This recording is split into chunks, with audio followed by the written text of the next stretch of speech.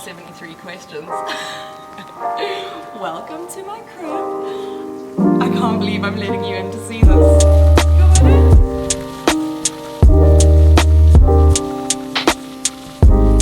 It has been a long 8 weeks, but we are finally here. It's still, if I'm honest, probably only about 95% done.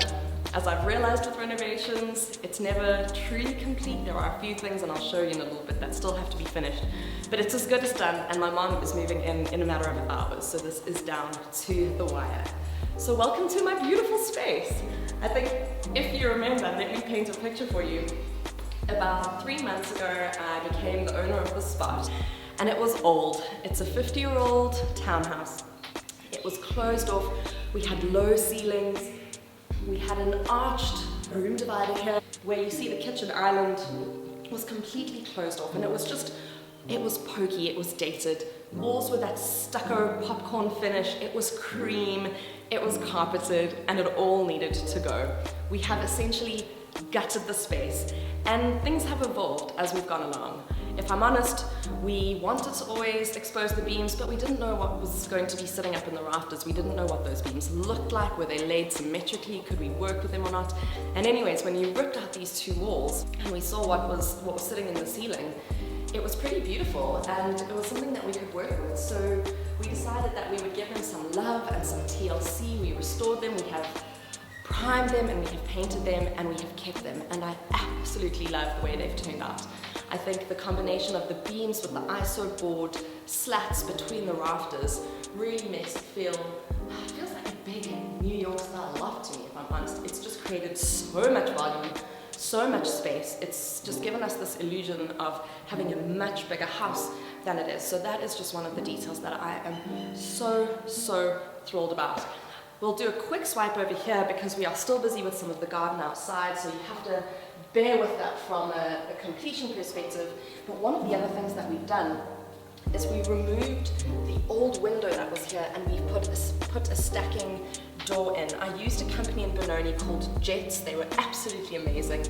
They did this in record time, and I do want to just give them a shout out here, because if you're in the Joburg area and you're looking for someone, please give them a holler. They were incredible to work with. But what I wanted here was to create some space and some flow between the inside and the outside, which it didn't have before. As I said, this was just windows, so it felt very closed in and very boxed.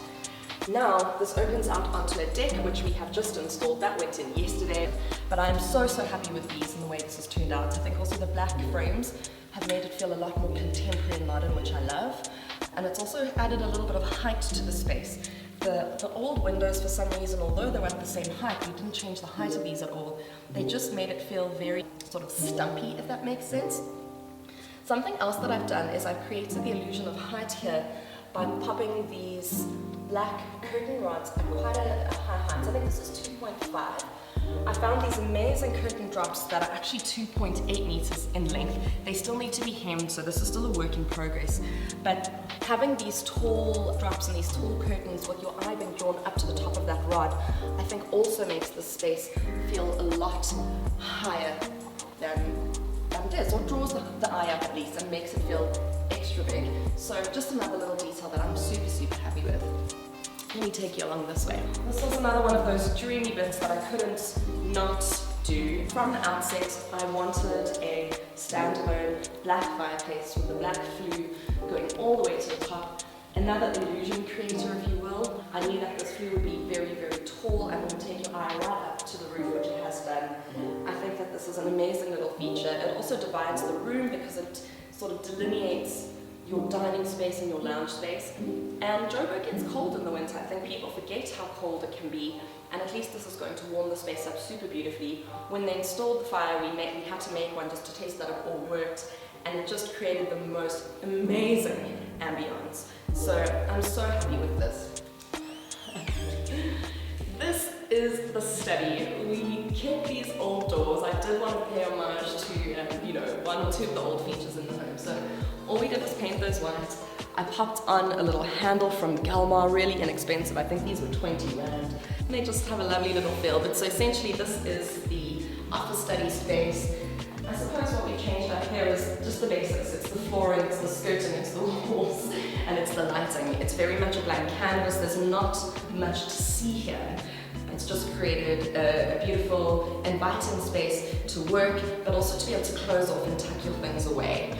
And what I do love about this room is it's got a big window here, which looks out onto the garden and the deck. Again, we replaced these with the black aluminium frames from Jets to get a little bit of airflow and whatever, but I think this is going to be a beautiful, beautiful space to work from, and then to be able to hide it all away when you have guests and friends over so no one needs to see your office. So, if you can't tell, the kitchen is absolutely my favorite space in this whole home. I think it's really important to invest your money in strategic areas like the kitchen. I think it's a space that adds a lot of value, but equally it means having to apportion your budget appropriately, which I have done. This was one of those spaces that I just wasn't going to compromise on. I think it adds a lot of value to the home, and it needs to feel beautiful, slick, inviting. I kind of wanted this kitchen to feel like a big warm hug, and in a way that's exactly what we've managed to create. Let me remind you what the space used to look like. It was pretty bad. So exactly where I'm standing now, there used to be a big wall. It had a funny little pokey sort of butler's window that you could see out into the rest of the property with. It had a small door here, and it was your typical galley style kitchen, but old cabinetry, an old granite top, very low cabinets as well. They just felt very stumpy, and it made it feel short. And I think my main issue with the old kitchen is that it felt completely closed off from the rest of the home, which is not the way we live anymore. I want the person who is in this kitchen making a delicious meal to feel like they're a part of the family, that they're included, and that the space is warm and inclusive. And I think we've managed to do that. I always wanted to go with a beautiful, white, soft, inviting space. There were two decisions I made that very much guided my aesthetic for this. The first being my beautiful Caesar stone top. I knew from the outset that this was what I wanted. This color is pure white. It has a tiny little speckle in it. Difficult to see unless you're up close. But for me, these tops are absolute magic. They create such a gorgeous, classy backdrop. What a beautiful big space and counter to work on here. I mean, this isn't just a dining space or a cooking or prep space. This is a space to paint, to sew, to draw, to do so many things. And I designed it that way. It needs to be functional as well, just because the home is pretty small. One of the decisions I also made was to finish this off with a waterfall edge. I like the waterfall because it modernized the counter, and it just made it feel sort of slick and finished off, if that makes sense. While we're on this side, I just want to show you my little slat detail. So this is one of the details that I've always wanted. I didn't have a huge budget to go with lots of fancy finishes like timber and things all over the house, but I wanted a detail that if you're sitting in the lounge or the dining room looking back at the kitchen that you would see. We've used this oak throughout the townhouse, and I'm just obsessed with the way this turned out. My kitchen designer and manufacturer, Jigsaw Collective, helped me bring this to life. He did it so amazingly. I'm not quite sure how, but so much of the carpentry I think is absolute magic. And I think it creates such a lovely little design detail. The next thing that was an absolute non-negotiable for me and my pièce de résistance was my Smeg 6-top white cooker. Those two white elements in the Caesar stone tops and the Smeg were the two bits that helped me bring this design to life. So the design of the kitchen, if I'm honest, was mine. I trawled through Pinterest for months to come up with a solution that I thought would work in all of these little spaces to maximize storage, to maximize flow and efficiency. And Jigsaw helped me bring it together from a practicality perspective and from a craftsmanship perspective. But this stove, I just think, is such a statement piece. You walk in, it's one of the first things you see. It is so beautiful. I kind of feel like I never want to use it just because it's so pretty. I will, don't worry. But she is just the most gorgeous stove.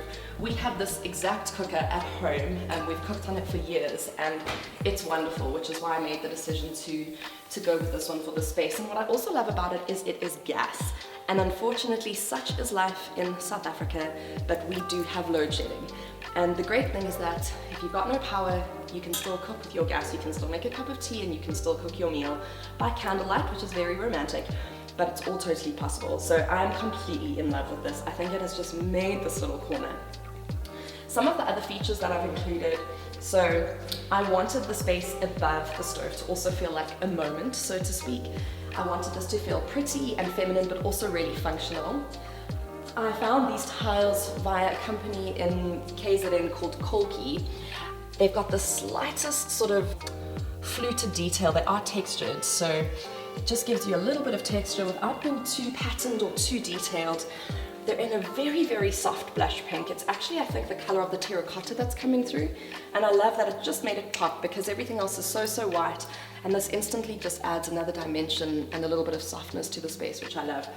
This pot rail, along with most of my knobs and handles and things, I found on Amazon. It's actually a towel rail, but I wanted a gold detail here to hang, you know, your utensils from, the things that you use when you're cooking. So instead of having to now open a drawer, I can just unhook my pan, grab my spoon or my spatula and start cooking. And it's also such a nice way to store something without taking up more space in cupboards and drawers and things. So I just love the way this turned out. I also found these little S-hooks on Amazon, and I must say my ordering process was really simple and really easy, so it's definitely worth looking at if you're looking for details that you can't find locally. I took all of my cabinets as high up to the ceiling as I could. That is to maximize storage. Again, small space, small kitchen, a lot of stuff. You know, that's just the reality of life today. We amass things over the years, and I just feel that this does allow us to store so much. On this side, we've got a pull-out bin. It has 2 bins for your recycling and for your normal waste.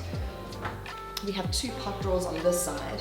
So these are just your big regular pull-out pot drawers. I have used boom hinges and soft close details, which I just love. And then the rest is quite self-explanatory in terms of your cutlery drawers and all that. I have included 2 pretty big cabinets in this space, and this is very strategic as well. I wanted to make sure there was enough space for one's groceries and also enough space for utilities, because, you know, we have to kind of coexist in and amongst those things, and we don't all have well, in this property at least, there's no separate laundry space. So I wanted to create that space within this little galley kitchen, and I'll show you my utility space in a second. But essentially, this is one big grocery cupboard or storage cupboard, depending on how you want to use it.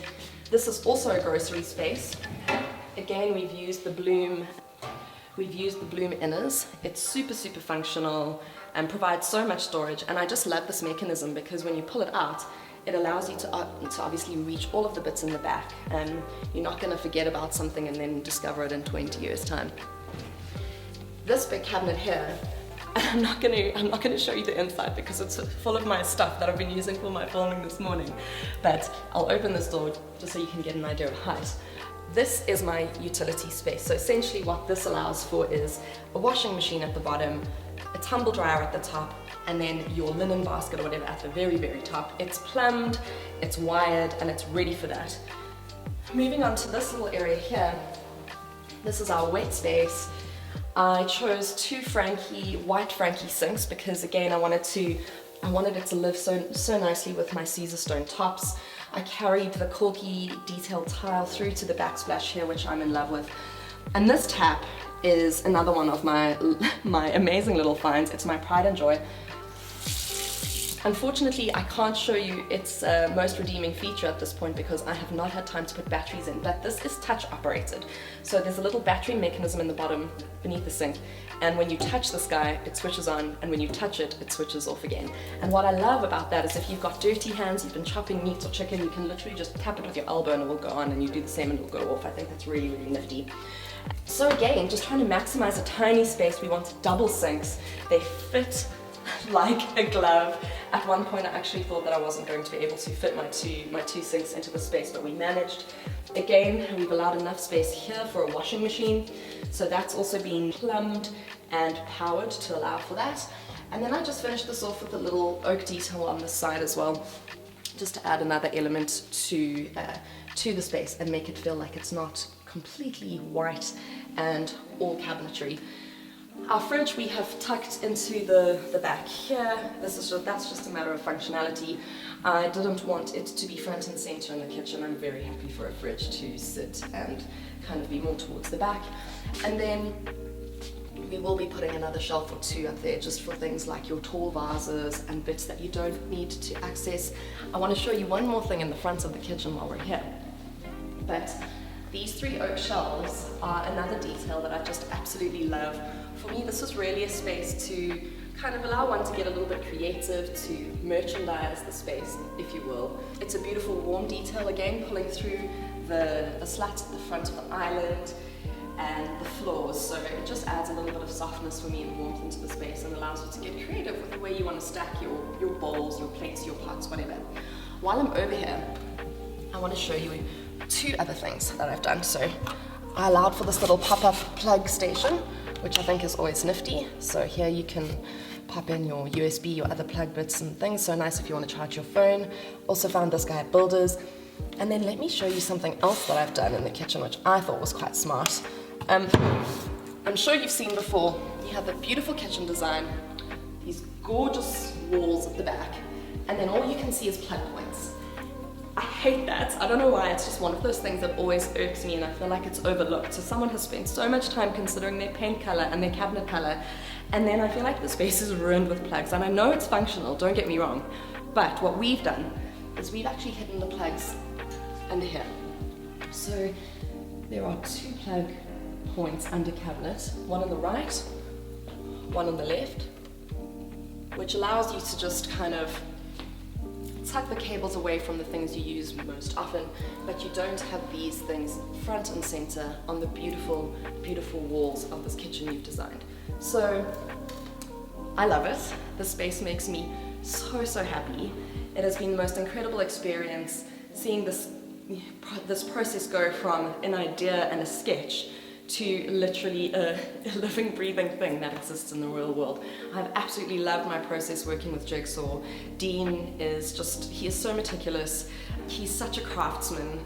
They're just so passionate about wood and what they do, and he has brought my kitchen dreams to life.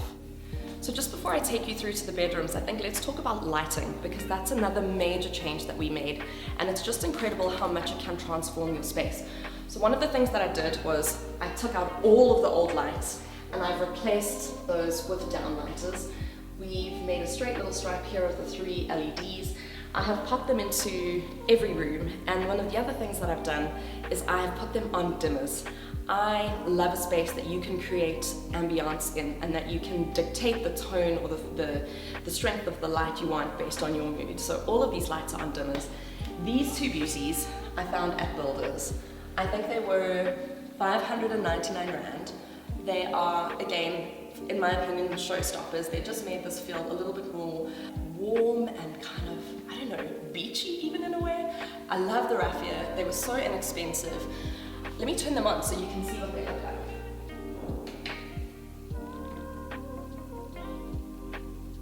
Oh, I just love them so much.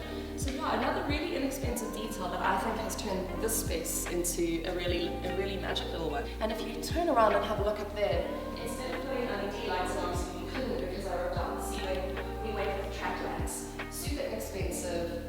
I think that they look modern and contemporary. Super functional. I love that they're directional and that you can dictate where you want them to shine. Again, I've also put those on dimmers. I've popped warm LED bulbs into them so that the whole space has a warm feeling.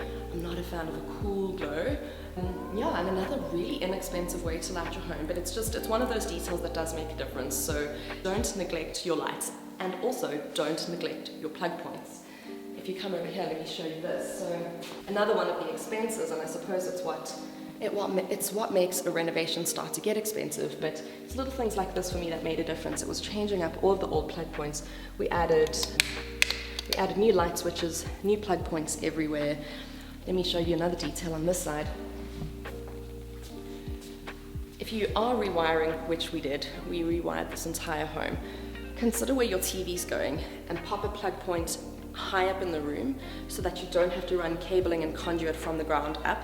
This allows us to now plug the TV in here, it's facing the lounge, and you don't have any ugly wiring. So just one of those things to consider in your planning. There were two details that I think have really transformed the space, and it's elements that I think are important to consider. I want to chat about flooring, and I want to chat about paint. These floors are my pride and joy. This is a vinyl from a company called Wannabe Wood. It's a color called Golden Oak. I was able to order a sample box through a Cape Town-based company called Cali Online, and what I loved about that is they allow you to order 6 samples for 60 Rand. It comes pretty much the next day. You get your color choices, and literally when I opened the box and I saw Golden Oak, I knew it was it. Even though my little swatch was pretty small, I knew that it was exactly the tone I was looking for. I didn't want a floor that was too warm. I didn't want a floor that was too cool. I wanted something in between that would really just neutralize all of the white. One of the things that I've learned from this process is that flooring prep is absolutely critical. I must be honest, I didn't know enough when I started. I now do, and it's something that I just do want to mention to everyone here, because the flooring underneath your vinyl is absolutely as critical as what goes on top. So one of the things that we had to do is we had to add a moisture barrier, we had to add a self-leveling screed, and only then could we add these floors. It's really, really important to the end result and to the look, because you don't want any moisture coming through, which can create lifting. You don't want any warping or bubbling. So I learned so much. I absolutely loved the screeding process. I used a Joburg-based company called Combined Flooring to do the prep and the installation of this, because this wood look vinyl from Wannabe Wood literally just arrived in the mail. I popped it in my garage, we waited for installation, and then Combined Flooring came and installed this. But I'm absolutely blown away by it. I think it just makes the space look so big and so premium. It's absolutely exquisite. And what that's going to lead me to is paint. Paint has been another element of this renovation that I have learned so much about. I wanted something that was going to make the space feel as big and as light and airy as possible. In the end, I chose Dulux because for me, what I learned early on in this process is paint quality matters. And as the old adage goes, if you buy cheap, you buy twice. So I chose Dulux for its premium paint properties. I was a little bit boring, for now at least, with my paint colors. So one of the things that I didn't want, because whites can be so tricky, you know, they can read so many different colors. They've got undertones. A white can look blue in some light, it can look purple in some light, it can look yellow, and I didn't want that. So what I ended up doing for this phase is I've just gone for Brilliant White. It's such a beautiful neutral white. I feel like it goes with everything. And where I've gotten a little bit more creative is with my finishes. So for example, one of the things I've done is on the skirting, so while this is also Brilliant White, it's actually the mid-sheen Pearl Glow water-based enamel from Dulux. So it's the same color, but you can see it's reading slightly differently, so it is giving you a slight tonal difference. And that's one of the ways you can change up paints to make them feel different without them actually being a different tone, is using different sheens and different finishes within one color. So yeah, I've used Dulux throughout. I think it has made such an impact. I mean, we have painted the beams, we've painted the iso board. It's all with the same Brilliant White from Dulux, and it's just created such a phenomenal illusion of space, of height. It's so clean, it's just so easy to work with. It provides such a beautiful backdrop. What I think we may do in time is get a little bit more creative with color. We want to live in this, my mom wants to live in it, put her furniture in, see how it feels, and then we may start to add things like a feature wall or perhaps even paint the closet doors another color. But for now, I think this is a really, really great foundation. So just something else to remember is keep your floors and your paint colors in mind when you are planning and budgeting. Okay, let's go take a look at the bathrooms and the bedrooms. So sorry about the light, and I've got the window right there and it's making things a little bit difficult to see, but I am so in love with the way this bathroom turned out. This bathroom was pretty gross to start with, if I'm honest. We had a long bath at the end, the toilet in the middle, a pokey little basin in this corner. It was very old and outdated, lots of tile, lots of cream, lots of floral, but it was just felt really, really old and unloved. We ripped everything out. I've had to carefully space plan because it's so small. It's only 9 square meters, which is tiny. I needed to create something as open and modern, as lush as possible. by putting things, you know, in very specific little places. So I wanted this to be a shower room always. And if I'm honest, I was inspired by this black cottage pane framed shower door from Builders. When I saw this, I fell in love with it immediately, and it inspired a lot of the pieces I chose. I decided to go with black sanitary ware as well. A little bit of a contrast from the kitchen, because the kitchen and the living space in the home is quite feminine and quite soft. I wanted this to just feel a little bit more masculine and a little bit more contemporary. So I have used black sanitary ware as well. We've got the black shower rose at the top, the black mixer, and also the black basin mixer. All of these pieces are from Builders. They're really, really lovely. What I then also did was I've used the offcuts from my Caesar stone kitchen top to make the bathroom vanity tops, which I thought was a really effective use of wastage, so to speak. So that's a really nifty way. If you are doing Caesar stone or quartz tops, think about your wastage and whether or not you can repurpose them elsewhere, just to make your money go a little bit further. Again, I used Jigsaw Collective to do my vanities. So these are all custom made to size, because I wanted to maximize the space in this bathroom. The oak is the same oak as we've used in the kitchen. These are two big pull-out drawers. And the only bit that you're not seeing here is what will be a beautiful big arched mirrored cabinet. Unfortunately, as renovations go, I've realized not everything is ready on time. This is the last thing that's outstanding. This is absolutely down to the wire because my mum moves in today. So I've made peace with it. You just need to imagine that we have a beautiful big arched mirrored cabinet. I really think it's important to maximize storage space in bathrooms. It's one of my biggest bugbears. In the current bathroom we live in, we have very, very little space in our bathroom, and it just frustrates me because what happens is you end up with all of your products and your plain kakis lying everywhere, and I want enough space to be able to store all of the products and things away so that you can, you know, you can sort of style your countertop space and make it look a little bit more beautiful and pretty. Something else I've done very intentionally is I've not centered my basin, so this is left aligned. What I wanted to do was to keep a little bit of space. Let me move this out of the way.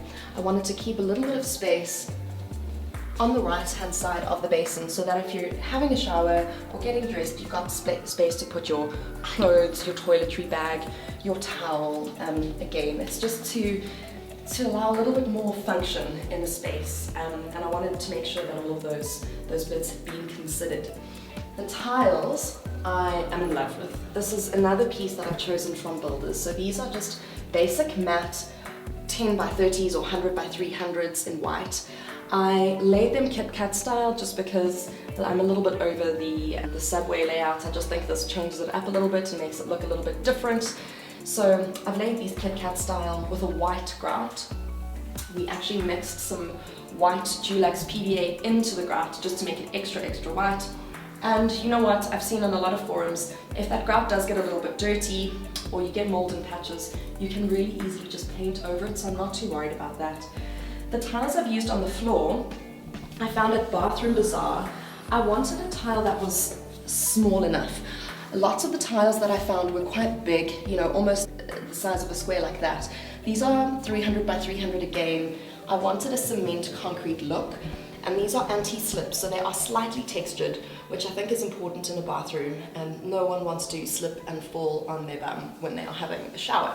So I'm super happy with these. They've made it sort of feel a little bit more modern, to me at least, in terms of them looking a bit like concrete or cement.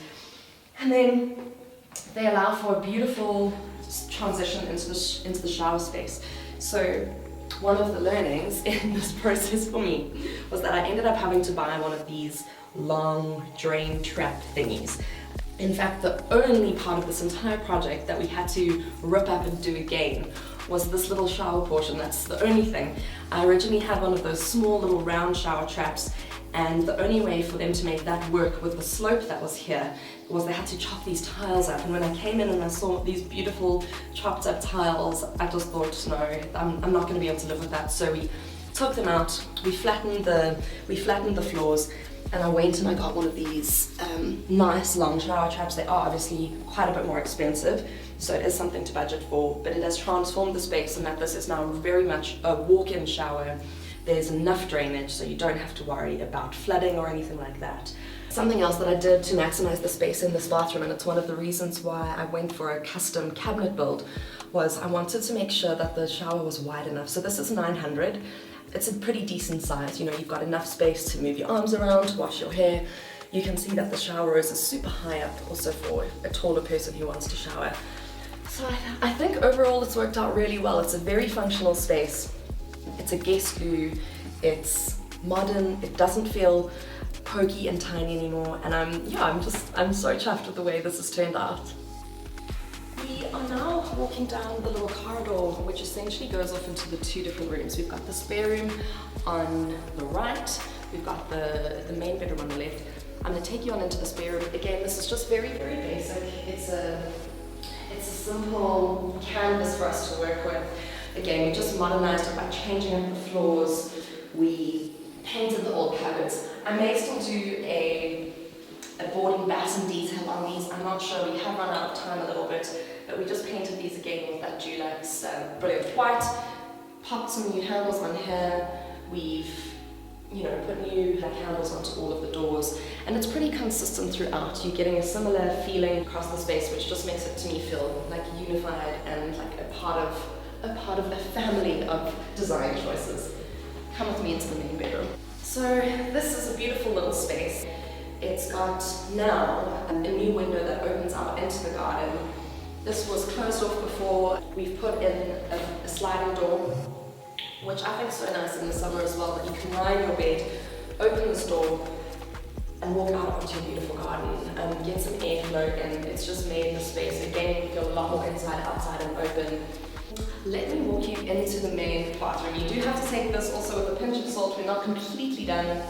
So cupboard storage is not ample in the space, but you know what? It's enough to make one Marie Kondo one's life, and to get rid of the things that aren't sparking joy, and to declutter. So one of the things that I did do from a design perspective is this was also one of those weird arches. I had them just straighten the edges, and in terms of the actual outer of these cupboards, or the outer panels, we've just painted it this white. We've added the new handles. We haven't done anything fancy. We've added some shelving and things internally, but we really just kept the originals. Again, things like cabinetry in closets is pretty expensive, and that just wasn't something that we could do now. So we might add some board and batten at a later stage and make it look a little bit more premium, but for now I think it's perfect. And then come on into the bathroom. Now, this was another space that is minuscule. 9 square meters. I mean, you're talking like 2.8 by 3. It's really, really little. There used to be a shower in this corner. It was made of glass bricks, which are my absolute worst. There was a toilet in the one corner and a funny, pokey little basin on the opposite end of the toilet. There was absolutely no storage. And to me, it just didn't feel premium at all. It felt cramped. There was nothing luxe about it. So that was my objective with the space. My mum and I are both bathers, so for me it was an absolute non-negotiable to have a bath in this space. And I did manage to find this beautiful guy at Builders as well. So we've centered this in the room, which I like from a symmetry perspective. One of the things that I have done is I've actually added the shower from a practicality perspective. It is a little bit of a wet room. We probably, or my mum probably won't use that much, given that she doesn't really shower. But for future purposes, if we ever decided to sell the space, I wanted to make sure that we had that, because I know that most people shower, and that it's definitely a feature that someone would want in their main bathroom, which is why I've included that, and I have included the glass. To allow for maximum storage, I have also done the same with this oak cabinet. So I've designed a big double drawer pull-out cabinet, which Jigsaw have made for me. Again, I used the offcut from my beautiful Caesar stone tops, and I've again set this off center to allow, as you can see, I've just placed this here to demonstrate size, but you've got space. So if you want to put a plant, if you want to put your pile of clothes, take off the clothes from the day before and put them here when you're in the bath, you've got space to do that. Then you can actually see the frame here, so this still has to go in today. But I've designed a massive mirrored cabinet that's going to go above the sink. It appears I have a knack of doing that. This is now the second renovation where I've done this and added almost a to the ceiling cabinet. So I think from about this line here, you will have cabinet running almost to the cornicing. So the intention is that feature feels big and imposing and tall, and I want it to be that way, to draw the eye right up to the ceiling, and again to make the space feel as big as possible, but at the same time it just allows you to store all of those little things that you so often don't have space for. So you'll be able to open this cabinet out and literally, almost as far as the eye can see, have space for all of your little bits and pieces. And of course you can put the things away that you don't use that frequently higher up to the top. I don't think having to use a step ladder to do the odd thing is really the end of the world. So I'm excited to see that go in. If you turn around, one of the other details that I added here is just a sliding barn door. We pulled out the architrave that was here and I ripped out this door because when this door opened up, again, it just squashed a space that already felt small. So what I decided to do was to just pull that out and to put one of these sliding doors in. And I feel like it has created a lot more space, and what it's done is it's allowed room on the right of me over here for things like a laundry basket, maybe one of those leaning ladders that one can put towels on and do things like that. So yeah, this is my beautiful little main bathroom. I think we've managed to do a good job with it. It certainly feels beautiful and luxe. I love all of the black sanitary ware agains, also from Builders. I just added another little detail to the mix, some contrast that made it feel a bit more modern. These tiles I actually got from a company called Lime Green. They're little butcher block squares. I think these are 100 by 100. I didn't want a small mosaic, and I also didn't want a huge one, and they just had this perfect size. So these are 100 by 100s, again with the white grout. Yeah, it's just finished it off so nicely. The last detail that I want to show you in this space is the beautiful fluted concealed glass windows. So these were that very old, almost floral patterned concealed glass. The space behind here is definitely unsightly, so this had to be obscured, and Jets managed to source this beautiful glass for me. They replaced the window frames with the black aluminium, and I think it's just added such a nice little detail. I really love that. So yeah, I hope you like my bathrooms. Thank you so much for coming on this little tour with me. I kind of can't believe that we are finally at this point. It feels in ways like it's been the longest time, but also just the shortest time. It's been such an amazing process, definitely stressful at times, super stressful at times, but I think overall it's just been exhilarating. It's been such a fun creative outlet. I have loved learning so much about so many new things. I would definitely love to do this again, probably not for a little while. I almost need a break from it, but I'm just overwhelmed with the transformation and how beautifully I think this has turned out. So I hope you've loved the process as much as I have. I would love to hear your thoughts. Please leave a comment below. Please like. If you don't subscribe yet, please give me a little subscribe. And thanks so much for watching.